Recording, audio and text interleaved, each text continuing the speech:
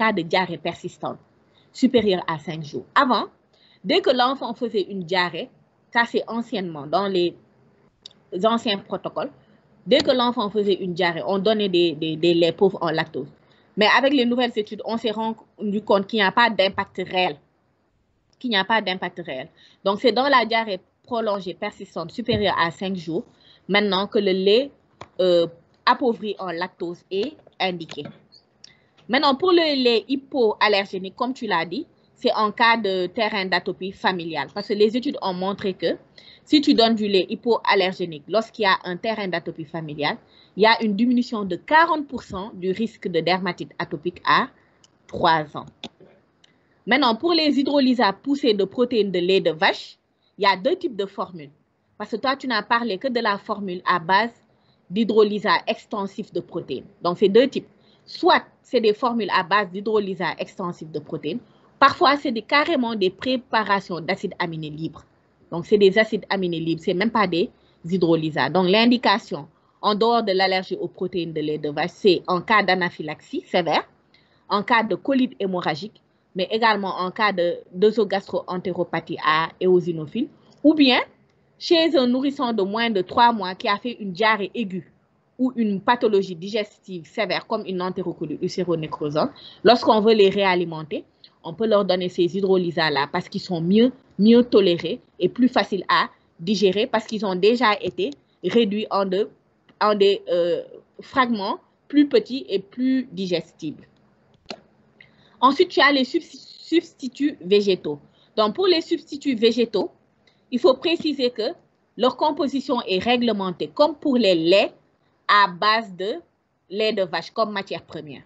Donc, pour les substituts végétaux, tu as 2 types. Tu as les préparations à base de soja et les préparations à base de riz. Donc, pour les préparations à base de soja, l'indication, ce n'est pas uniquement l'allergie, une famille végétalienne. C'est également indiqué en cas d'allergie aux protéines de lait de vache lorsque l'enfant refuse les hydrolysats. En fait, le souci des préparations d'acides aminés et des hydrolysats, c'est parce que le goût est amer. Le goût est très amer. Donc, parfois, les bébés refusent de le consommer. Donc, en dehors d'une famille végétalienne, on peut l'indiquer lorsqu'il y a une allergie aux protéines de lait de vache chez des nourrissons qui ont plus de 6 mois. Je précise bien. Donc, pour la préparation à base de riz, c'est également une alternative aux hydrolysats d'origine animale en cas d'allergie de protéines de lait de vache ou si c'est une famille végétalienne. Tu as omis les laits acidifiés ou fermentés dans les laits spéciaux. Voilà, ça aussi, ce sont des formules. C'est-à-dire c'est une acidification biologique qu'on a fait. Ce sont des bactéries fermentaires qu'on a introduites au niveau du lait.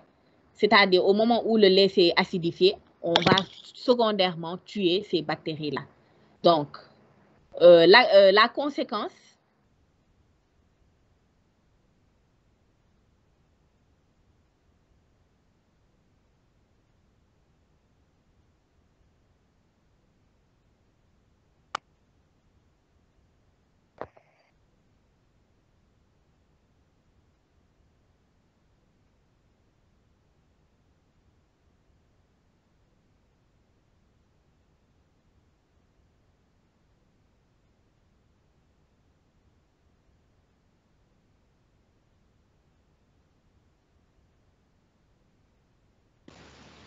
Allô, docteur Dianaba, on vous entend plus.